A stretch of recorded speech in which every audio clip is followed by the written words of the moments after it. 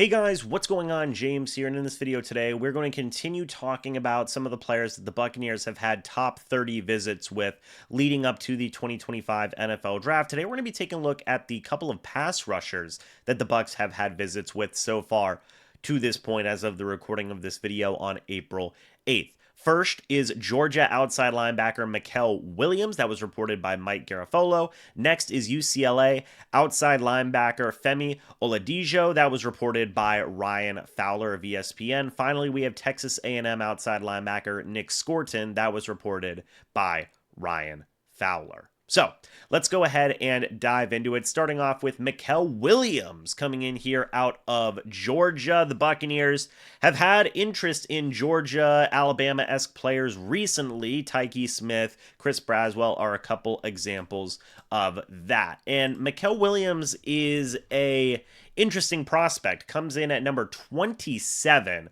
on the Pro Football Focus big board. Again, some people may disagree with Pro Football Focus's big board. It's the one I'm comfortable with using. But 6'5", 200 guys, 265 pounds. Good size for an outside edge rushing linebacker, right? You want your pass rushers to have a little bit of bulk, little bit of beef, right? No water, no bread, just meat, right? So in 2024, he had a 78.4 overall grade, a 70.7 pass rush grade, a 82.9 run defense grade as well. So I've talked about Muel Williams before, obviously a much better run defender versus a pass rusher. He has an 11.1% pass rush win rate. That's a little bit above average, but a 7.6% run stop rate. That is well above average. That is very good. So he is a near elite run defender, right? And a okay pass rusher. And you do see that in the overall numbers. You take a look, only 5 sacks in 2024, 6 quarterback hits, 15 quarterback hurries, and 2 passes deflected. Now, I'm going to be interested to see what his overall snap count was this past year. So he played 24 snaps in the B gap, 151 snaps over the offensive tackle, 222 snaps outside the offensive tackle, and 5 snaps as an off-ball linebacker. So he does have some versatility along the defensive line. I think that that is a good thing because the Buccaneers, especially the past year or two, have really shown that versatility is so key on all levels of the defense. You want to have your slot corners play the safety positions. You want to have your edge rushing linebackers drop back into coverage. You want to have your nose tackles sometimes jump out to defensive end. We've seen a lot of different things with the Buccaneers defense recently, and I think they would appreciate this versatility in Muel Williams. Before I dive into the overall pass rush of Williams, NFL.com has him graded to be a good starter within 2 years. His comparison is Gregory Rousseau, according to Lance Zierlein, doesn't necessarily give a round projection on NFL.com, but his improvement to become an impactful 4-3 base end feels inevitable, according to Lance Zierlein. So it does seem like more of a fit in a 4-3 versus a 3-4, which is pretty interesting to note there. It doesn't have any stats from the NFL Combine. Not necessarily sure if he was dealing with an injury or something along those lines. We may have to wait and see on that. But I'm a bit cold on Muel Williams, in my opinion. And that may be like, whoa, James, what are you talking about, right? Well, first off, it is my opinion. And secondly, I think the Buccaneers need to get a player who is a bit more well-rounded, but I would even argue maybe even focusing more on pass rushing ability. Yes, the run defense is certainly great, and that is very valuable, right? But we've heard Todd Bowles say, and we've seen the Bucs make moves to improve their pass rush, okay? Going out and getting a guy like Hassan Reddick was a big showing of that. And I've said it before, and I'll say it again, the Buccaneers should not be done adding to the lethality of their pass rushing unit. I think that they should go out there and get an edge rusher in round 1 or at least round 2, in my opinion, to continue to add to that room, because you need to have a good pass rush in today's NFL. You just do. It helps everybody's job on the defensive side of the ball. In my opinion, a defense starts with its pass rush. I really do believe that. It does start at getting after the quarterback in today's NFL. And point blank, Mikael Williams, he's okay at it. He's fine at it, but there may be better NFL. In fact, I will say there are better prospects that are out there than Williams in terms of getting after the pass rusher. So while I completely see and value that run defense, that is fantastic, right? And I'm not taking that away from him. I just don't necessarily know if it fits what the Bucs need in terms of their pass rush right now and in terms of their outside edge rushing linebackers right now. Do they really need a guy who is a phenomenal run defender but can't really get after the quarterback?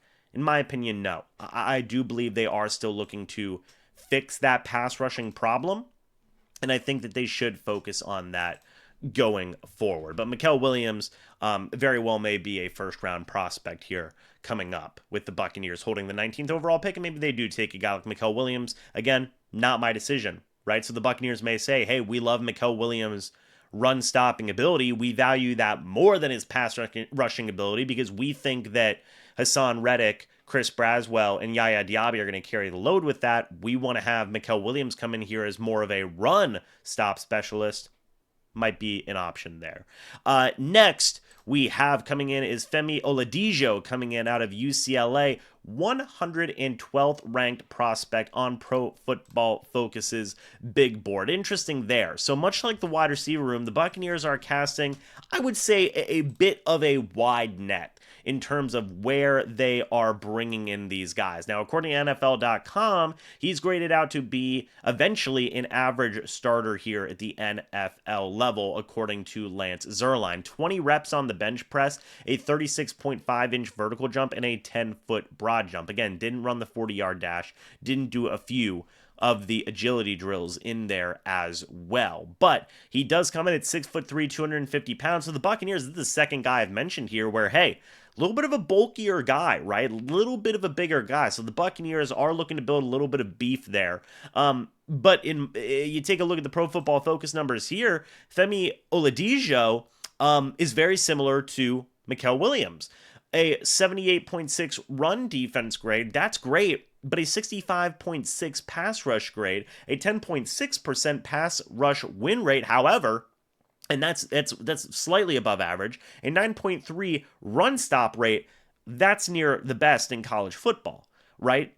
7 sacks, 7 quarterback hits, 19 quarterback hurries this past year. He played 20 snaps over the tackle in 2024, 513 snaps outside of the offensive tackle. And here's an interesting one to me, 123 snaps as an off-ball linebacker. Now, that's interesting. Whenever you couple that up with, in 2023, he played almost exclusively off-ball linebacker, 338 snaps in 2023 at off-ball linebacker compared to 48 outside the tackle. 2022, 493 snaps off-ball linebacker, 100 snaps outside the tackle, 5 in the B gap, 11 over the tackle. I wonder if we can view Mr. Fei Oladio as a true outside pass rusher in this Buccaneers defense, or do they say, hey, we're maybe going to look to bring you in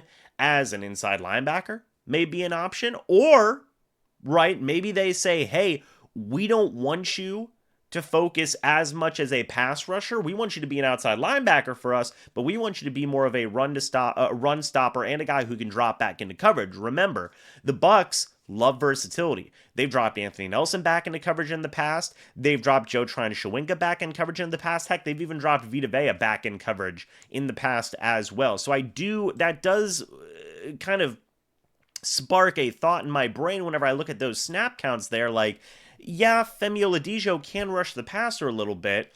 Maybe an option if he's coming in at 119 on the pro, or 112 on the Pro Football Focus big board, might be a third, fourth round type of option.